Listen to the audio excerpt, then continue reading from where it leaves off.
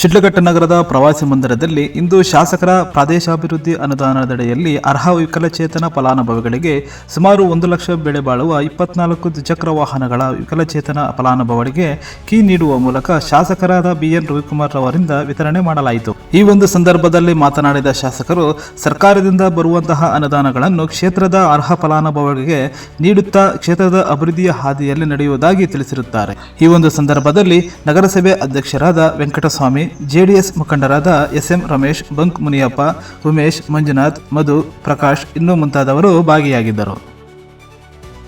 ವಿಧಾನಸಭಾ ಕ್ಷೇತ್ರದ ಎಲ್ಲ ಸ್ವಾಭಿಮಾನ ಮತದಾರರಿಗೆ ನಾನು ಮೊದಲನೇದಾಗಿ ಧನ್ಯವಾದಗಳು ಹೇಳ್ತಾ 2024-25ನೇ ಸಾಲಿನ ಶಾಸಕರ ಕ್ಷೇತ್ರ ಅಭಿವೃದ್ಧಿ ಅನುದಾನದಲ್ಲಿ ವಿಶೇಷ ಚೇತನರಿಗೆ ಈ ದಿನ ಸುಮಾರು 24 ಜನಕ್ಕೆ ಇವತ್ತು ದ್ವಿಚಕ್ರ ವಾಹನವನ್ನು ಕೊಡ್ತಕ್ಕಂಥ ಒಂದು ಕಾರ್ಯಕ್ರಮವನ್ನು ಹಮ್ಮಿಕೊಂಡಿದ್ದು, ಏನಿವತ್ತು ನಮ್ಮ ಕ್ಷೇತ್ರದಲ್ಲಿ 34 ಗ್ರಾಮ ಪಂಚಾಯಿತಿ ವ್ಯಾಪ್ತಿಯಲ್ಲಿ ಇವತ್ತು ನಿಜವಾದ ಫಲಾನುಭವಿಯನ್ನು ಆಯ್ಕೆ ಮಾಡಿ ಇವತ್ತು ಎಲ್ಲರ ಒಂದು ಆಶೀರ್ವಾದದಿಂದ ಈ ಒಂದು ಕಾರ್ಯಕ್ರಮವನ್ನು ಹಮ್ಮಿಕೊಂಡಿದ್ದೀರಿ.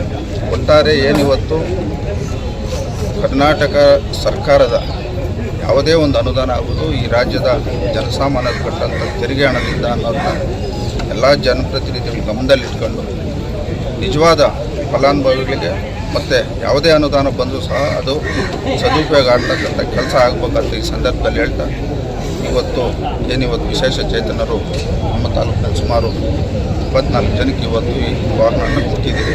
ಪ್ರತಿ ವರ್ಷವೂ ಇವತ್ತು ಶಾಸಕರಿಗೆ ಪ್ರತಿ ವರ್ಷ 2 ಕೋಟಿ ಸರ್ಕಾರದಿಂದ ಅನುದಾನ ಕೊಡ್ತಾರೆ. ಆ 2 ಕೋಟಿ ಅನುದಾನದಲ್ಲಿ 10% ಇವತ್ತು ವಿಕಲಚೇತನರು ಮತ್ತು ವಿಶೇಷ ಚೇತನರಿಗೆ ರಿಸರ್ವ್ ಆಗಿಟ್ಟು ಕೊಡ್ತಕ್ಕಂಥದ್ದು ಮಾಡ್ತಾಯಿದ್ದೀವಿ. ಮುಂದೆನೂ ಸಹ ಪ್ರತಿ ವರ್ಷ ಇದೇ ರೀತಿ ತಾಲೂಕಿನಲ್ಲಿರ್ತಕ್ಕಂಥವ್ರನ್ನ ನಾವು ನಿಜವಾಗಿ ಅರ್ಹರನ್ನ ನಾವು ಪತ್ತೆ ಹಚ್ಚಿ ಕೊಡ್ತಕ್ಕಂಥ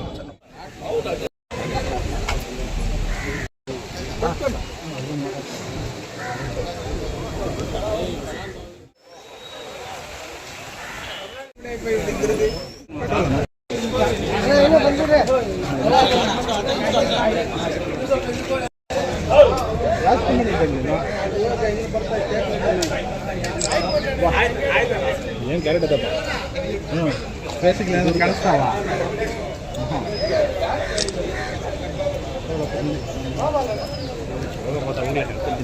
ಇನ್ನೇದು ಫೋಟೋ ಹಾಕಿ ಪೊಲೀಸ್ ಆಗೈತವ ವ್ಯಾಲಿ ಬಂದಂಗೆ